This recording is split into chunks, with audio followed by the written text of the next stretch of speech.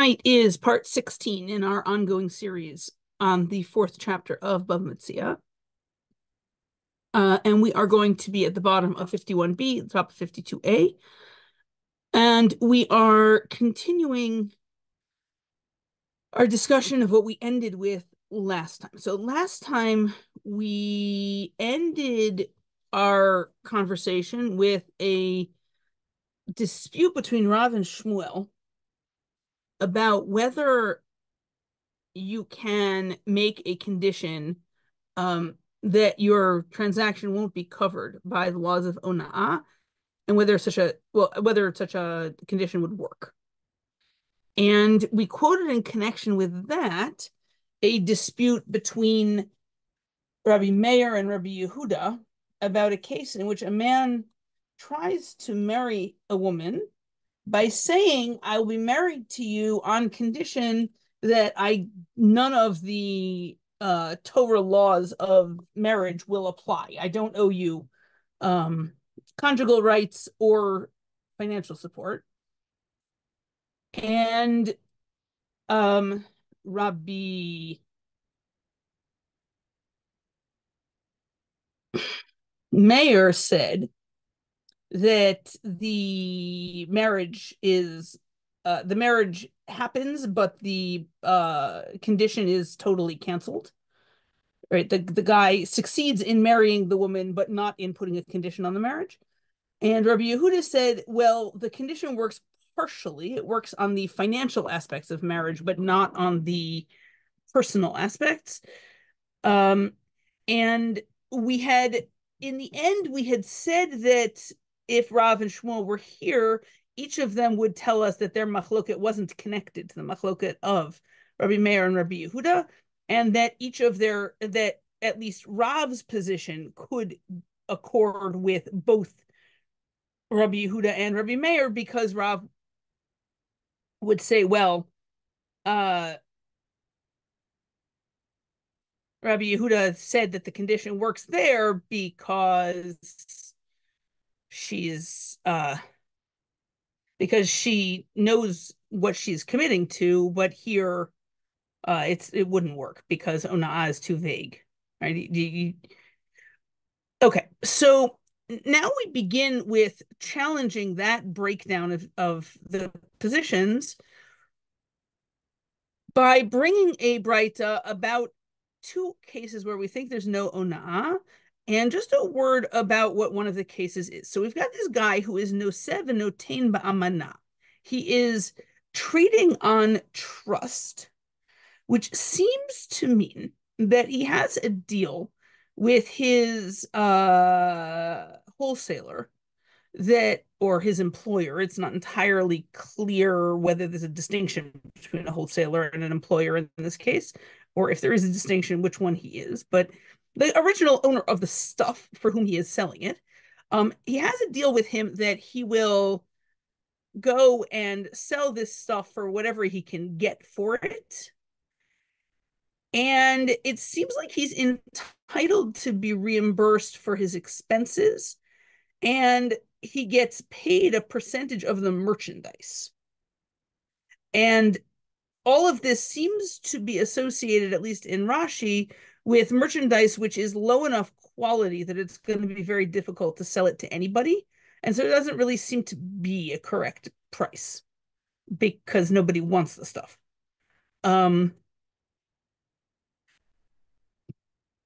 Okay, so in that sense, this guy is sort of trading in a world much more similar to our world, in the sense that things are worth whatever you can convince people to pay for them. Okay, so the nosev and notain ba'amana, the person who is trading on faith, and the person who says to his fellow, I'm selling this to you, or I'm buying this from you on condition that you have no claim of ona'ah over me. In both of those cases, according to this braita, ein lo alav ona'ah. There's no possibility of a claim of ona'ah. Now, the reason this is a possible tiyuvta to our understanding of the machloket between Rav and Shmuel that we had at the end last time is because last time we said that in the end, Rav doesn't think that either Rabbi Meir or Rabbi Yehuda would agree that there are cases where there's no ona'ah. And in this case, clearly there's no ona'ah for somebody, according to somebody. So we say Rav de Amar Ana de Amri Afil Rabbi Yehuda Hamani. So according to Rav, the version of Rav that we had built up in our heads last week, in which Rav says that his position that there is no case in which you can specify that there won't be ona'ah. That would be according to everybody, even according to Rabbi Yehuda. Rabbi Yehuda is the one who accepted financial conditions on marriage. So according to that understanding of Rav, who does Rav think that this Breita is according to? Because it looks like there is a Tana here who thinks that you can make a condition that there won't be ona'ah, and that works. There's no ona'ah. The Amar Abaye, Machvarta Rav Amar Rabbi Meir. Rabbi says it's clear to me that the way we broke down the machloket last week doesn't work. And in fact, Rav only works according to Rabbi Meir, and Rabbi Yehuda is actually does believe that you can make any kind of financial condition you want, including a condition that goes against the Torah, which would allow you then for Rabbi Yehuda to be the author of this Breita that thinks that you can make a condition against ona'ah and it works. Okay, so Abaye just basically says, yeah, your challenge is a viable challenge. We're going to have to change the way we understand things. And then according to Abaye, still Shmuel the Amar Rabbi Yehuda, and Shmuel, the one who said you can make a condition against ona'ah, he's according to Rabbi Yehuda, who is the person who thinks then in Abaye's layout, the Rabbi Yehuda is the person who thinks across the board that you can make financial conditions that contradict the Torah and they work. Rava Amar. Rava, on the other hand, Rava is Abaye's bar plukta, the person he most often disagrees with. Rava says, Lo kashya kan bistam kan b'mefarish. So Rava says, well, I don't really see the problem here. Remember that last week we said that in Rav's understanding of Rabbi Yehuda was allowing financial conditions if there was full disclosure, right? He says, I'm marrying you on condition that I'm not going to feed you and I'm not going to clothe you. So then he's telling her what he's not doing, as opposed to a vague on condition that the rules of ona'ah don't apply, which would not, it doesn't say whether he's cheating you or not, right? So how can the other person properly consent to that? So Rava says, it seems to me that the case where Rabbi Yehuda would think that it doesn't, the financial conditions can't go against the Torah, that would be a case where you're vague, where you don't fully disclose. And the case where he allows it is a case where you explained. And Rava then says, see, I have a Breita that says this explicitly. Ditanya, b'med devarim amurim bistam. Right, this seems to be a Breita which is intended to continue from some kind of statement that you can't make a condition that there's no ona'ah. We don't actually seem to have the beginning, but fine. This is the second half of a Breita whose beginnings we can imagine. But so what are we talking about? We're talking about an unspecified situation where he doesn't say what he's doing. But if he explains, if he discloses, the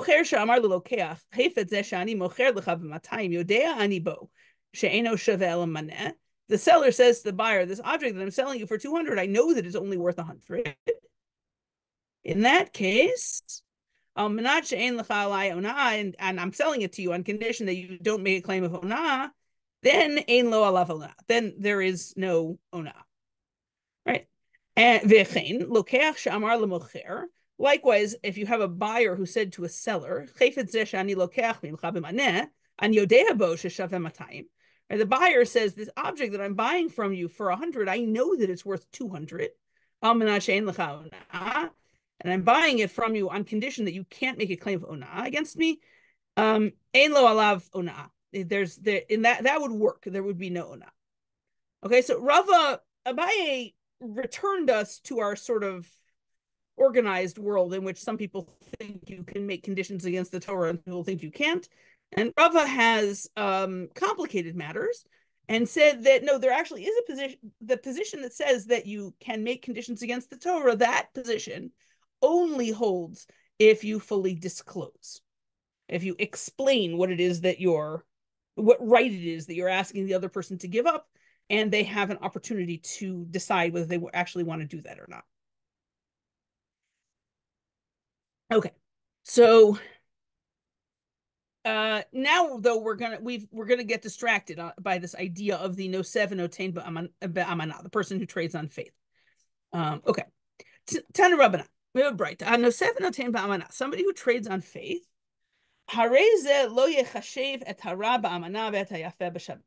This person is not allowed to calculate when they're calculating the value of the merchandise. They're not allowed to calculate the bad merchandise on faith and the good merchandise at equal value. Ella ozev zeb amana ozev zeb shavet. You have to use the same system for the whole shipment of goods. And Rashi says the reason for this is actually not connected to our ona'ah issue. It's a separate issue. It's a rebate issue, an interest issue. Like this. Suppose that I bring a load of goods to a storekeeper and I say, here, this stuff is going to be really easy to sell. This stuff is going to be really hard to sell. I could come back this afternoon and make you pay me back for the stuff that was easy to sell. But I'm not going to, because I really want you to sell the other stuff also. So I'm going to let you hold on to the money that you make by selling the more valuable merchandise, the easier to sell merchandise. And I'm going to come back. I'm going to wait 2 weeks and come back, and then you'll pay me back for the whole shipment. And Rashi says, in effect, what you're doing is you are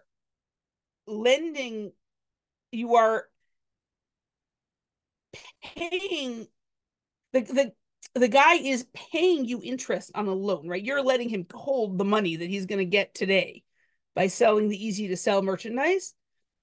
You're letting him hold that money for 2 weeks and do whatever he wants with it in the meantime, in return for his doing you a favor, which is to say getting rid of the difficult to sell merchandise.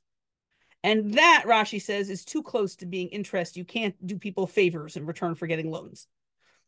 So if Rashi's right about what's going on here, this actually has nothing to do with our topic. It's just here because we were talking anyway about the nosev and notain ba'amana. Although we do get back to pricing issues and the second half of this bright. V'notain lo schar katef, schar gamal, schar punda. And the trader, right? He's the middleman, can make the buyer pay him for the money that he spent on porters, on people to carry the stuff. Remember, this is in a very manual labor-based society. And the money he spent on camels and the money he spent on inns getting from wherever he brought the stuff from to wherever he's bringing it to. So meaning he can add those things to the price. He's not gonna violate ona'ah by adding to the regular price his actual business expenses getting the stuff here. Yeah. That payment is exempt from ona'ah because those are actual out-of-pocket expenses and he has the right to be reimbursed for them. Schar atzmo eino notel, but he can't add a fee for his own labor to the price of the stuff. Shekvar natan lo scharo mishalem, because the original seller, the original owner, the wholesaler, whatever we want to call the person who gave him this stuff to go sell, that person has already paid him for his own fee. Gemara says, well, wait a minute, we didn't tell us about that. Scharo mishalem mehecha kayayivle. Wait, from where did he get this fee? How did he get paid? Amar Rav Papa bitzadroe de Yahave arbalameh. Rav Papa said this is a tzadroi, which is a clothing reseller, and the deal with a clothing reseller is that he actually gets paid in goods. For every 100 items that he takes and sells successfully, he gets 4 of whatever that is that are his. And he gets to I guess he could keep them, but more likely he's selling them, and then the money he gets from selling them is his fee. Okay, that is the end of the section on ona'ah of buying and selling. Now we get to ona'ah of money. Now here's the thing: the money that they're dealing with are actual pieces of precious metal, and they're being passed from hand to hand and dropped on the floor and possibly literally chiseled at by dishonest people. And over time, they become less complete than they were previously. And eventually, they're not actually worth what the face value of the coin, right? The coin says this is worth a shekel of silver, but if you weigh it, it's really, only, I don't know, 0.95 of a shekel of silver or whatever, right? This is why our coins still, as a sort of a leftover, have ridges around the edge, because at the time when they first put the ridges there, those dimes and quarters were made out of silver, and the ridges were there so that it would be obvious if somebody cut off a piece or shaved off a piece. And so that was to discourage theft in that way. So this was apparently still a problem into the 19th century. But so the Mishnah is not concerned with how to prevent this kind of theft. They're concerned with whether it's theft to spend a coin, which it doesn't really weigh what it's supposed to weigh. Right? That would be a form of cheating also. Okay, so how much can a sela be missing and not be guilty? The person who spends it not be guilty of ona'ah. Right, so this would be not the kind of ona'ah where you overcharge, but the kind of ona'ah where you underpay. Right, if you're paying for your merchandise in coins that are not worth what they're supposed to be worth, then you're not paying as much as you're supposed to be.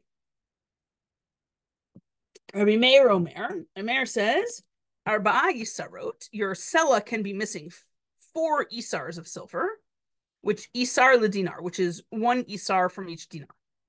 Okay, so an isar is a 24th of a dinar, and apparently there are 4 dinars in a sela.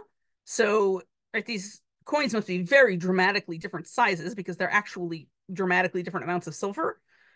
And so we've got 4/96 of the coin, or 1/24 of it, is missing. Rabbi Yehuda says, Arba pundionot, pundion dinar. So Rabbi Yehuda uses the same math, but with a different coin, with a pundion instead of an isar. Apparently, an isar is twice as big as a pundion is twice as big as an isar. Sorry. So his fraction is a 12th. Right? If you think about it, a 12th missing from a coin must be quite obvious. That's a lot of weight gone. Rabbi Shimon says Shmona pundionot, shnei pundionim dinar. He says that it's 8 pundions for a sela, which is 2 pundions from a dinar, which, as I said, is 1/6. Right? Which, on the one hand, Rabbi Shimon's standard is almost so damaged that it's difficult to imagine that anyone could get away with spending a coin that damaged. There's only 5/6 of the coin there. And on the other hand, Rabbi Shimon is the same position that we were using for the pricing of merchandise. So it seems like it makes a certain amount of sense for that to be the right answer. Okay. And now we ask the same question that we asked before about mispriced merchandise, which is ad matai lahachzir. For how long, after you've been paid with a coin that you suspect is the wrong size, for how long is it permitted to go back and demand that it be replaced with a different coin?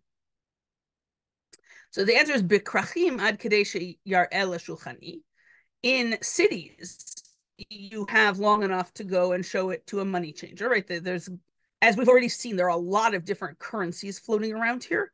And there are people whose profession is for a fee on each transaction, because they are trying to make a living, to change money between different denominations and between different currencies. And in the process of doing that, they become experts in what money is supposed to look and feel like. And presumably also they have a very sensitive scale that they could use to determine by how much the coin is wrong. So you have in a city, you have long enough to take it to the money changer because we assume that there is a money changer operating full time in a city. Bikfarim ad arvei Shabbatot. But in villages, you have until Friday because we assume the money changer only comes to your village on Fridays, which is the day that everybody's doing their shopping for Shabbat. And so that's when most people are trying to spend their money. So that's when the money changer shows up. Okay.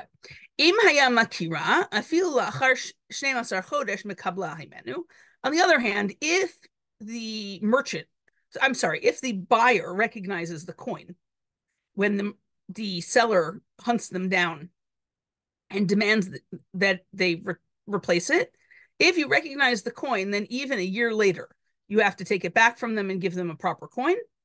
And the only thing you don't have a legal claim against somebody who waited a year before coming back to complain. All you have is a complaint.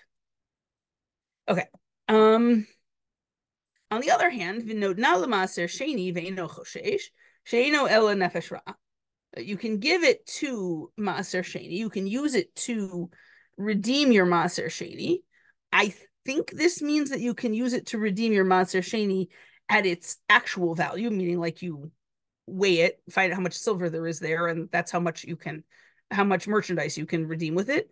I don't think you can actually cheat the system, but you can use it even though it's damaged, but at its actual value, not its face value, because refusing to engage in a transaction like that would just be stinginess, and apparently God is not stingy. God's not so picky. Okay, Gemara. So the Gemara begins by contrasting our Mishnah with a Braita that seems to be on the same topic, but uses a different phrasing to describe the situation. So you remember our Mishnah said, until how much can the seller be missing, and it will not be ona. And the Braita says, how much can the seller be missing, and it will still be ona. Right? They seem to be asking sort of the same question, but from different perspectives. Right? How do I make sure this isn't ona, and how do I make sure this is ona? But the boundary should still be in the same place either way. Amar Rav Papa. So Rav Papa says, well, okay, that doesn't bother me. Lo kashya, this is not a problem. Snan didan kachashiv mimata lamala. Our Tana was calculating from below to above, meaning it was starting out with a coin that's not damaged and moving toward a coin which is badly damaged. At what point does it become ona? That's the question our Mishnah is asking. Tana vira kachashiv milamala lamata. The Braita was asking the question starting from a different starting point, starting with a badly damaged coin. At what point does it become permitted to sell this coin if I keep, returning it slowly back to its original? Okay, so that turns out not to have been much of a question. It was obvious what the answer was. Republic gave it to us. Now we ask a more interesting question. Ma'ishna besela de pligi, ma'ishna betalit de lo pligi. So the thing is, back in our first Mishnah of the chapter, we said that if you're buying merchandise and the price is wrong, almost everybody agreed that the important fraction at which it becomes ona'ah was 1/6. There was the position of Rabbi Tarfon who said 1/3, and there was even a charming story about the merchants of Lod who did or did not agree to follow Rabbi Tarfon's position. But everybody except Rabbi Tarfon holds 1/6. Whereas here, when we're talking about coins becoming not valuable enough to be legal to spend, we had a three-way dispute with three different fractions: a 6th, a 12th, and a 24th. So the Gemara now wants to know what is different about measuring money and measuring the price of, they use as an example of talit, but a merchandise of any kind, such that there's more of a dispute here than there was there. Amarava, so Rava says, Mantana talit, Rabbi Shimon. So Rava says, well, the Tana who taught about the talit back in the first Mishnah, that must have been Rabbi Shimon. And you might remember that in the first Mishnah, way back, Rabbi Shimon was the one who gave more power to the. Oh, actually, I don't even think we need that. Let's not try to associate that. Because in our Mishnah here, Rabbi Shimon is the one who says a sixth. So it must be that our Mishnah about the merchandise, that was just taught by Rabbi Shimon. But maybe, in fact, the dispute goes all the way across. And there's a position of a 12th and a 24th about that also. Just it happens that our Mishnah records Rabbi Shimon's position. That's Rabba's starting point. Abai says, Talit ad shtut mechalinish. Abai said, well, people are just more forgiving about mispricing merchandise than they are about money having the wrong value. Now, I might have the same instinct, but I have a different reason. I would have thought that was just because money is associated with, stable value, and it's very upsetting when your money doesn't have a stable value. But that's not what Abai says. Abai says that it's connected to this saying that people have. Now, Amri Inshi, Ashik legabach v'shave lekresaich.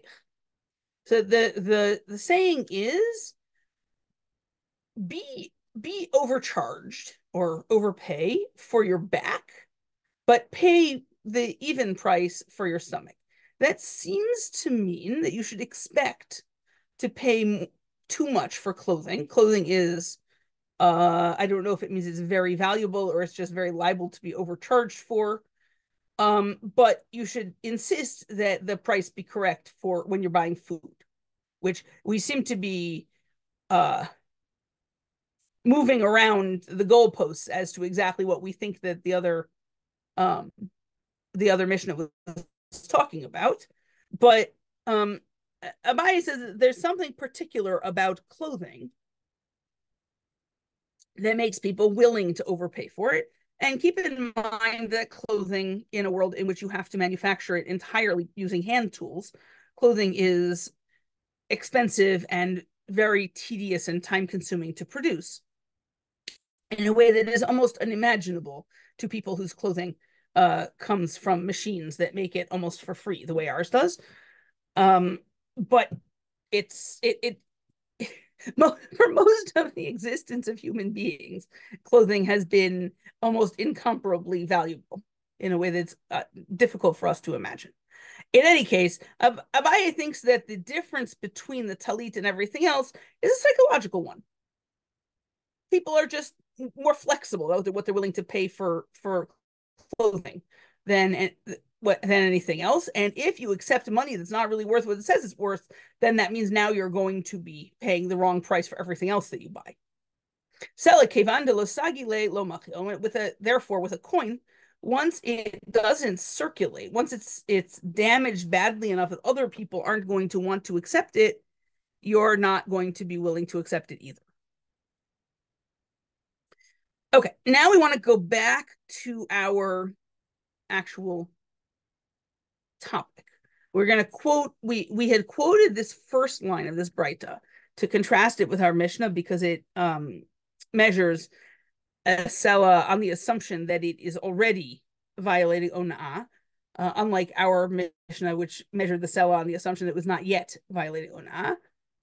But we did quote the rest of the Breita. So now we're going to quote the whole thing so that we can discuss it. So, Gufa.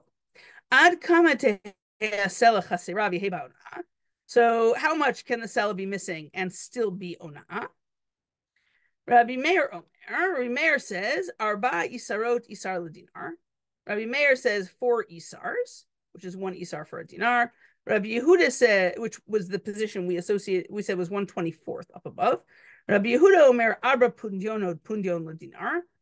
Rabbi Yehuda says 4 pundions, 1 pundion for a dinar, which is the position we said was a 12th up above. Sorry, I probably should have listed the fractions down here also. Rabbi Shimon Omer Shmona pundionot Shnei pundion ladinar.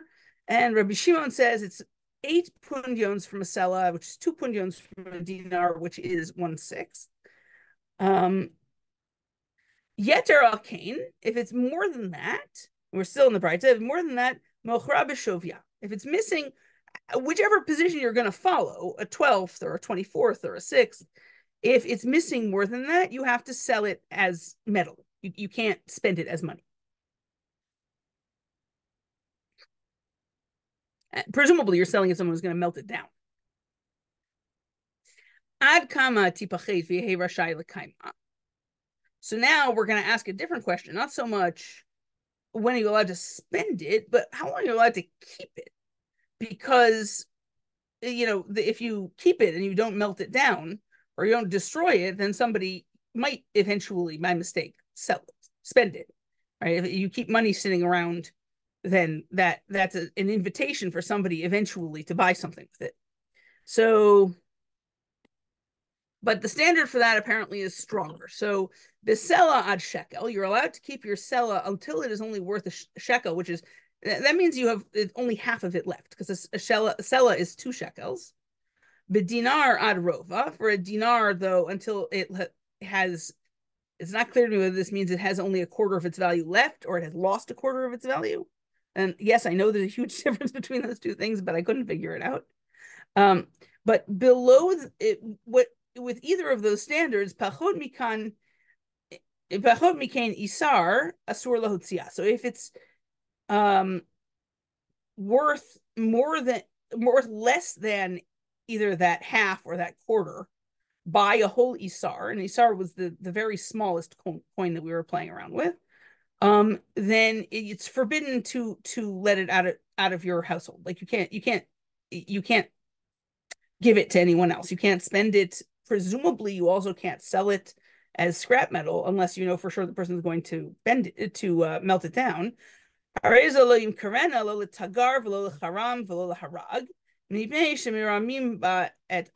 can't sell it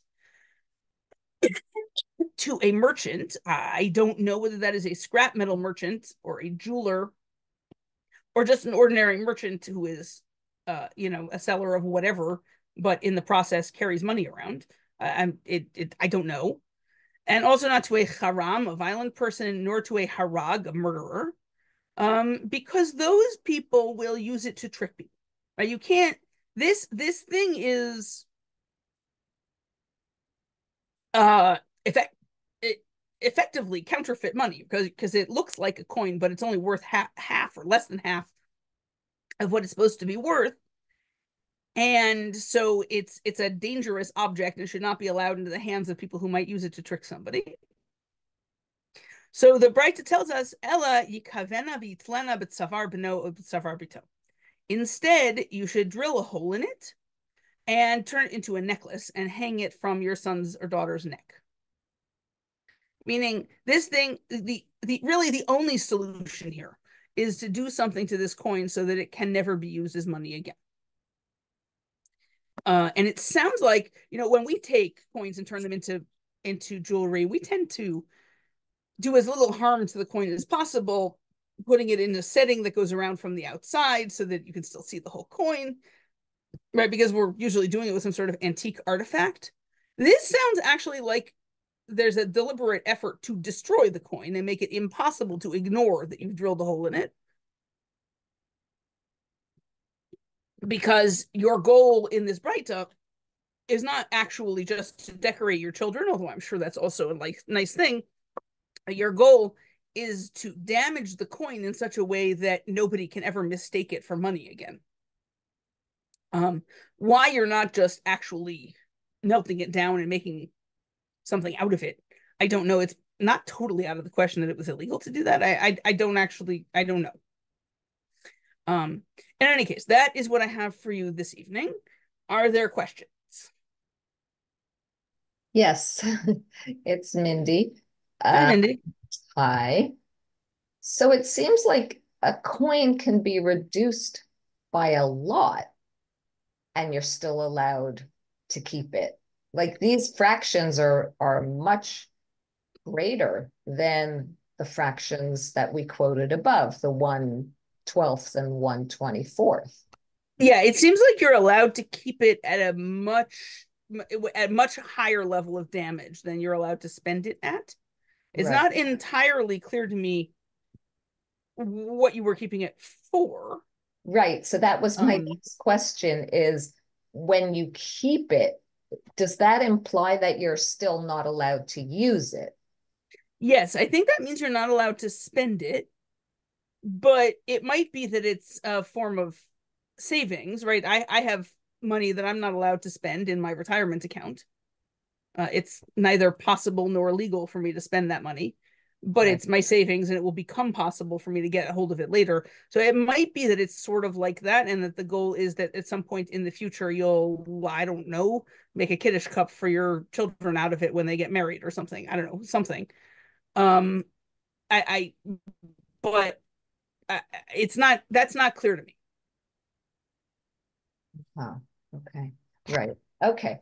Yeah. It's also possible that you're allowed even in between the two measurements, and I need to look into this, but it's possible you're allowed to spend it if you disclose, right? Uh-huh. If it doesn't weigh enough, but it's still more than half, maybe if you know, weigh it for value and use that measurement for its worth instead of the face value, maybe you are allowed to spend it. I'm not sure. I need to look that up. And when it says pachot mikan, so less Mm-hmm. than this, you can't Mm-hmm. spend it. Does it really mean less than this or more than this? So I think it means that it is less than half, and the amount by which it is less than half is an isar. Huh. Right. So if a sella is 96 isars, so then half of that is 48 isars. When it gets down to 47 isars in weight, then you're not allowed to let it out of your house at all. Ah, okay. I that's what I took it to mean. I guess I don't know for sure. Okay. Okay. That's fine. Right. That's how much is left of it. Yeah. So if there's less than that, less than half of the value of the shekel, the value of the sella is left, then you can't spend it. But then Yeah. but then that implies that if it's only a half, you can spend it. Yeah, which is why I'm wondering about whether you can spend it by weight instead of by face value. But I need to look that up. Yeah. Okay. Mm. And can you also scroll up? There was something Sure. else I wasn't the How beginning, far? the Mishnah where we got to this whole thing. Okay. Here we are. What was it? Oh,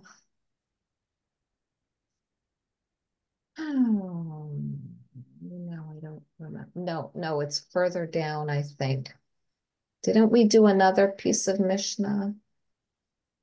No, but we did a bunch of Brighto. Do you remember what it was about? Yeah, hold on. What was it? Oh, no, no, it's escaping me.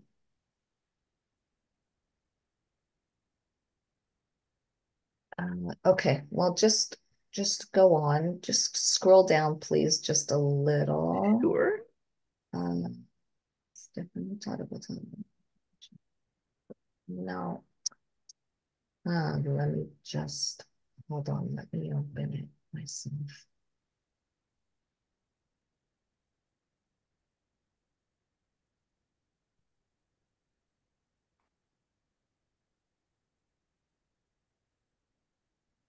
Hmm.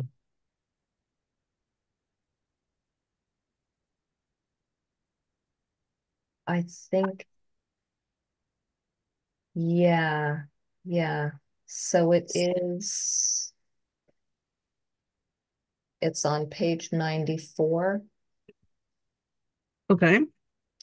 Okay, so I didn't quite understand. If okay, we're talking about someone who brings a coin back, Hmm.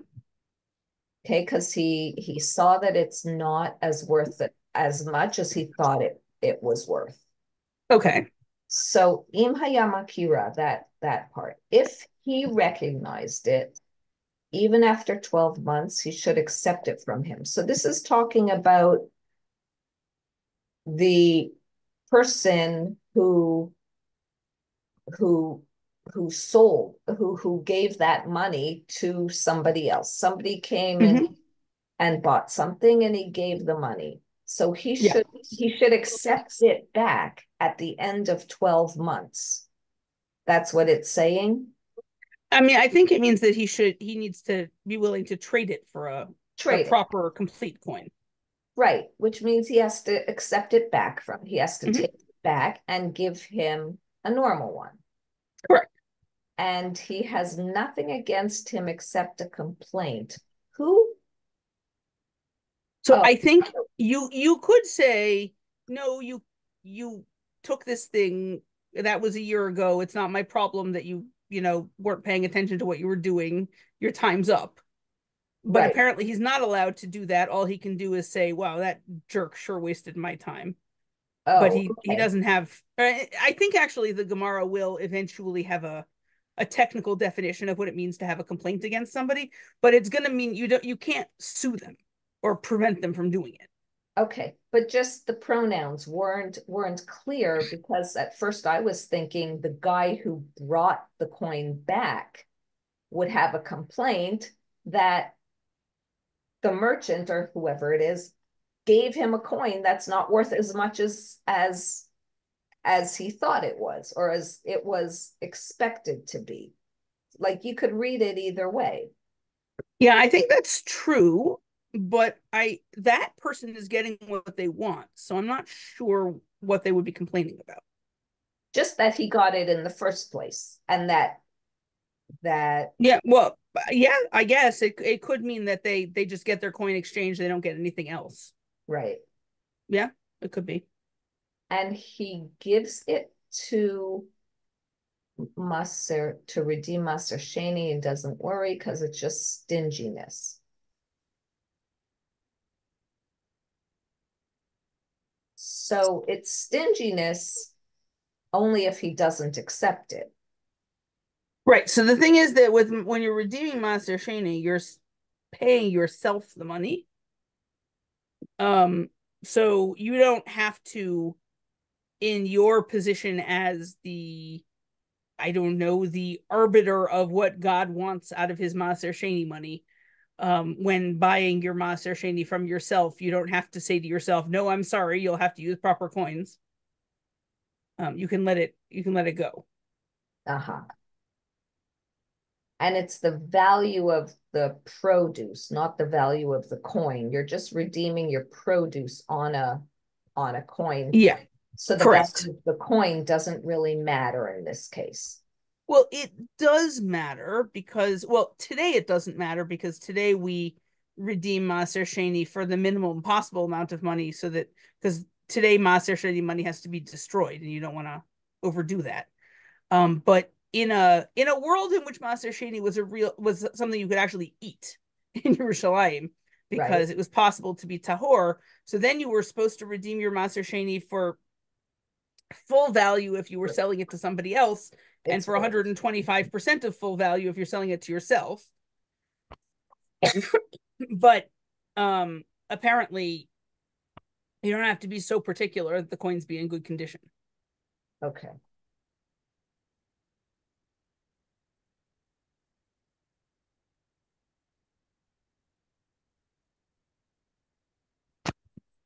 Okay. Thank Okay, you. Yeah. you're welcome. Did you guys see that I canceled class for next Monday because I'm going to be out of town traveling? um but I will see you in 2 weeks from tonight. Okay. Thanks a lot. have have a good night and have a good week. Bye. Thank you. You too.